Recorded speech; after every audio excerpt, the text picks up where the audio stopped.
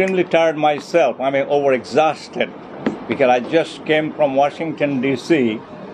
the day before yesterday. I have not had enough sleep. I still have a jet lag.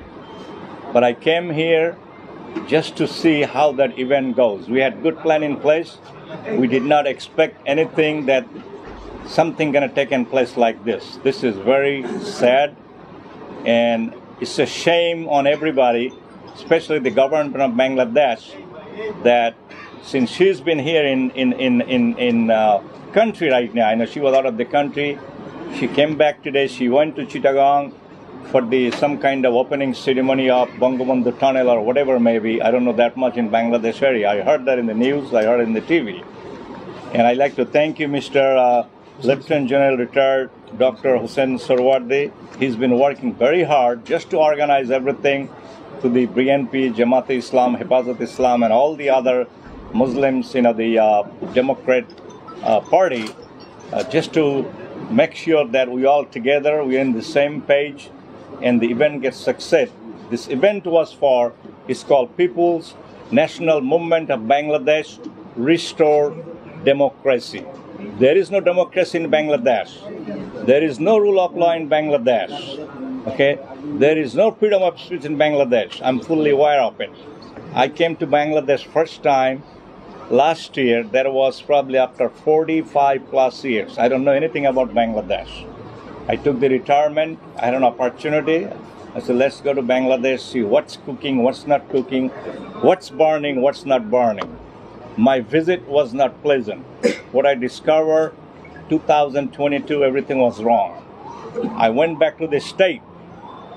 You guys listen very carefully. I had a meeting with the State Department December 2nd, 2022 with Foreign Affairs Officer. Her name was Miss Kela. She's here now, Dhaka, with me. She's working in the U.S. Embassy. They have been monitoring everything, what's happening in Dhaka. And I told her one thing. She asked me, how was the visit? I said, my visit was terrible. I thought it will be good, but it turned around like the opposite.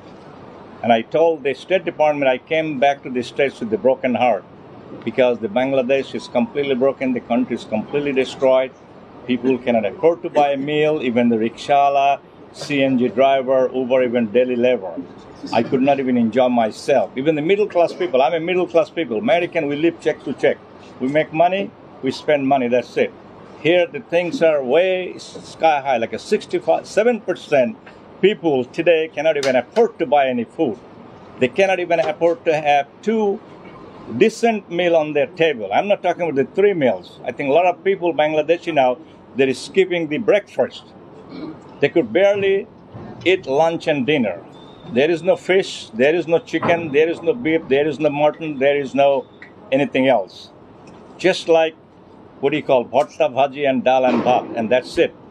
But Allah subhanahu wa ta'ala is helping us. U.S. Department is fully aware of it, that what's going on. I give them detail everything, that these are the areas we have to work on, and we have to save this country. This country can be worse than Sri Lanka. We all know the good respect what happened to the Sri Lanka, but they're still surviving. But this is worse than Sri Lanka. We have a debt as of this morning, $1.10 billion per head. Per head. We have 22.5 koti people times 113. It came up $1.10 billion. That means the rickshaw also has a debt. 1,23,000 taka Bangladeshi. How this country is going to pay the debt? This country already has been sold. We have to save the country. Okay? That's the reason I'm focusing very much on this, because I was born and brought up in Bangladesh. My whole family has been migrated to the United States 50 plus years ago, but my grandfather, grandparents, they're here. They've been buried in Ullapara. That's where my grandparents from. And that's the main reason I came here, to see what I can do for this country, because this is my country. Okay? Also save the innocent people's life. And Mr. Lieutenant General Dr. Sarwardi, he has been helping me a lot, because I don't know Bangladesh that much. I could even barely speak Bengali when I came in first time, like a year and a half ago. He helped me a lot. Yes, yeah. And he's been working his tail off day one.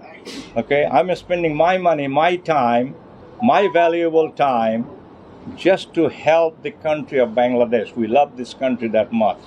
But the people here in the Awami League, I don't think so they feel that way. They have so much black money, I don't want to get into it. You know, one people have no money, the other people, they're living like a king and queen. They don't look down, they always look up. Okay? They have thousands koti taka in their bank balance. I know that this is all black money. But we live, our hard-earned money is the white money. We cannot spend the money like that way. Now let's go back to our President Joe Biden. I sent him a text earlier today when it had brought it to my attention there was gunshot wasn't fired. I sent the direct text to President Joe Biden. He got it. I sent the text to the State Department, our Secretary, Mr. Anthony Blinken. He got it. I sent the text to the U.S. Ambassador here, Mr. Peter D. Haas. He has it. Also, 3 foreign affairs officers, Miss Kella, Miss Matthew, and Mr. Chedrian. But it is a weekend now in America. You know that. We are 10 hours ahead. They are 10 hours backward. Their time is right now. They are 8 o'clock in the morning on Saturday, and we are 6 o'clock in the evening on Saturday.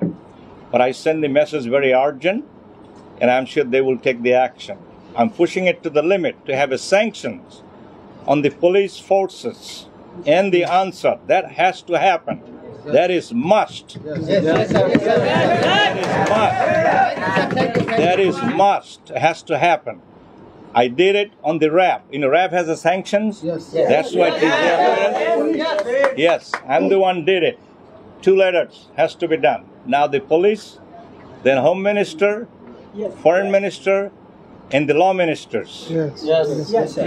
These people need to be sanctioned immediately. I said, there is no time.